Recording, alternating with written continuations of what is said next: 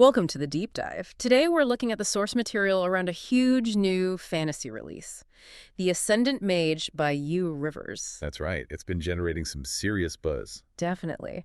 So our mission here isn't just, a simple summary. Huh. We want to quickly pull out the core story bits, the world building that's getting attention, and the emotional structure, basically why everyone's talking about it. Exactly. Giving you, the listener, a solid handle on what might be the next big epic fantasy. And you see it right away in the reviews, the language they use. Like what? Well, lush and evocative fantasy epic. That phrase pops up. It signals a certain kind of read, doesn't it? Atmospheric, detailed. It does suggest you're in for a rich experience, something that makes you feel it.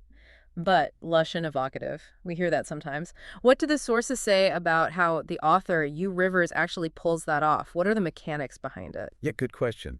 It seems directly tied to the world building. I mean, any great fantasy needs a compelling world, right? Mm-hmm. And here, that world is this enchanted realm called Eldoria. Eldoria. Got it? And the sources specifically praise the cinematic vividness of the writing. Cinematic vividness. Okay, so that's more than just pretty descriptions. I think so. It implies the imagery is like structured and paced visually, almost like watching a movie unfold in your head. So it's a deliberate technique, using language like a camera directing your eye. Precisely. It's about immersion. And you see this focus on specific memorable places right away. The review points out locations that sound really significant. Oh, yeah. Which ones?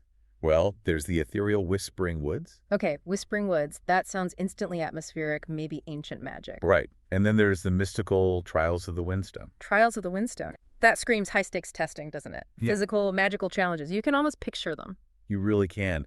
And the analysis we've got suggests these places aren't just, pretty backgrounds. They're part of a mythos that feels both grand and personal at the same time. Grand and personal. How so? Well, Eldoria's history, its landscape, these trials, they're all deeply connected to the protagonist's journey, her destiny. The world shapes the hero. Okay, let's talk about that hero then. If the world is Eldoria, who is the person being shaped by it? Right. The world feels huge, so the task must be huge too. The story focuses on Elysia Starweaver. Elysia Starweaver. She's described as a young mage awakening to her destiny, and she's dealing with elemental trials, plus this rising shadow that's threatening the whole realm. Okay, hold on. I have to play devil's advocate a bit. Young mage awakening to destiny. That's like Fantasy 101, isn't it? We've seen that framework a lot. It is definitely a classic trope. So what do the sources say U. Rivers does to make Alicia's journey feel, new, not just a rehash? That's the key question, isn't it? And it seems the freshness isn't about reinventing the basic quest structure. It's about deepening the internal side of it. Internal conflict. Yeah. The sources suggest her journey isn't just about gaining power step by step. It's really about self-discovery, connecting with these ancient forces in Eldoria. And the sheer scale of the world actually emphasizes how isolated, maybe overwhelmed she feels as she grasps the power she needs. Okay, so the grand world makes her personal struggle feel even more intense. But even a powerful mage needs someone to connect with, right? Something human amidst all the prophecy. Absolutely, and that's where Thorne Blackwood comes in. Thorne Blackwood, who's he? He's called her loyal companion. And the reviewer really emphasizes this relationship. It apparently provides warmth and humanity to a story that's otherwise dealing with huge, ancient powers and prophecies. Right, Thorne is the anchor. He kind of serves as the reader's emotional touchstone, maybe, in a world where you've got, shattering sigils and spirits guiding people. Yeah, that emotional tether feels crucial. It stops Alicia's story from becoming too abstract, maybe. You root for them together, not just for her quest.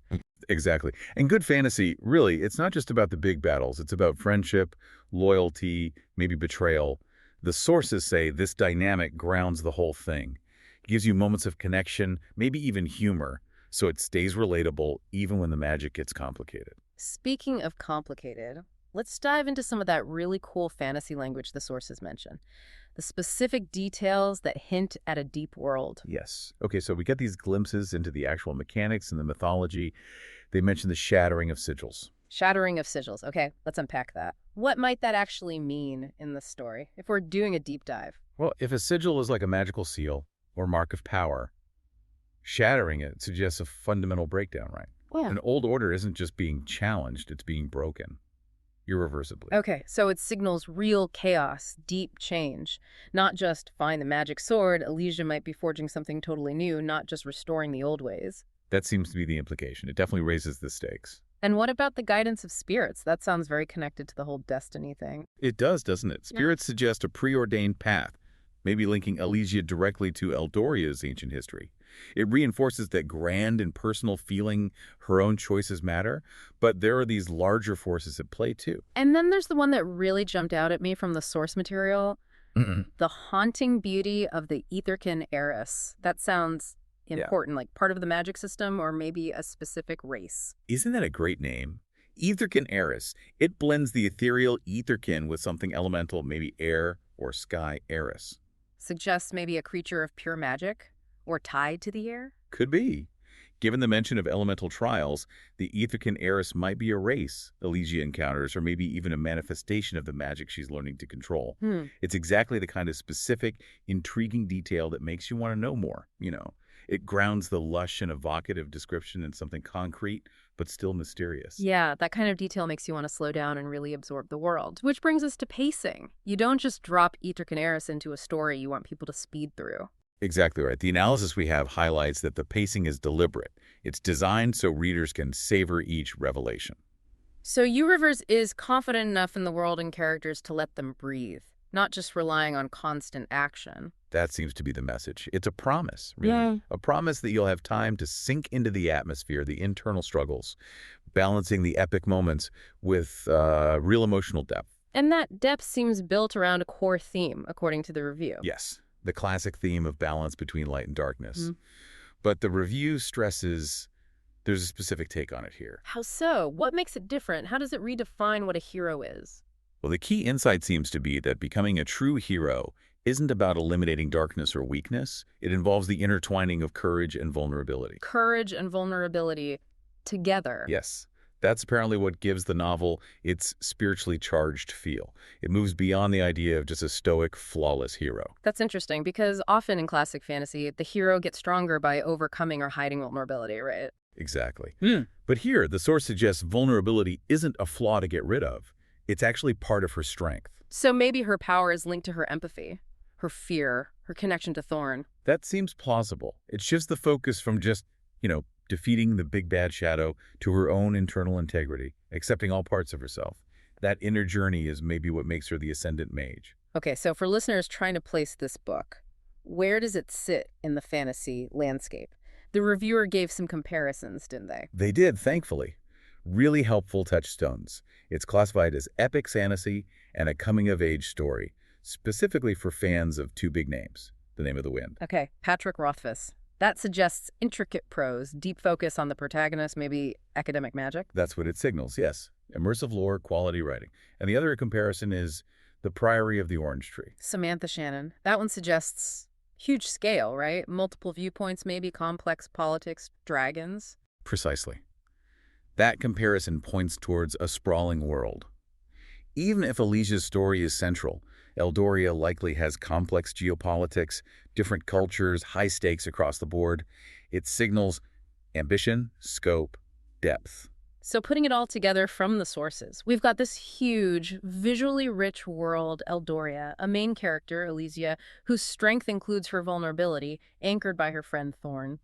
And this deep mythology with things like shattering sigils and the Etherkin heiress. It sounds pretty compelling. It really does. And for you, the listener, wondering how best to experience this, there's info on that too, whether you like reading or listening. Right. The review specifically mentions a stunning audio adaptation, apparently with immersive sound design. Yeah, suggesting it's a high-quality production. And that audiobook version is currently available on both Spotify and Apple Podcasts. And the sources also confirm it's planned for release later on Google Play Books. So basically, whatever your preferred platform, you should be able to find it.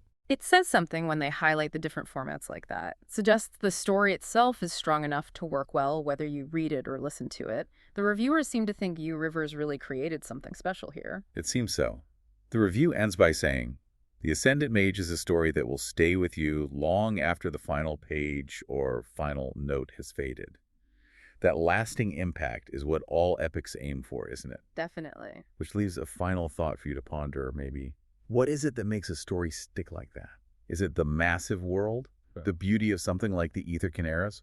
Or is it that very real human connection between Elysia and Thorne that gives it that lasting charge? Something to think about as you decide how you want to step into Eldoria. That's all the time we have for this deep dive.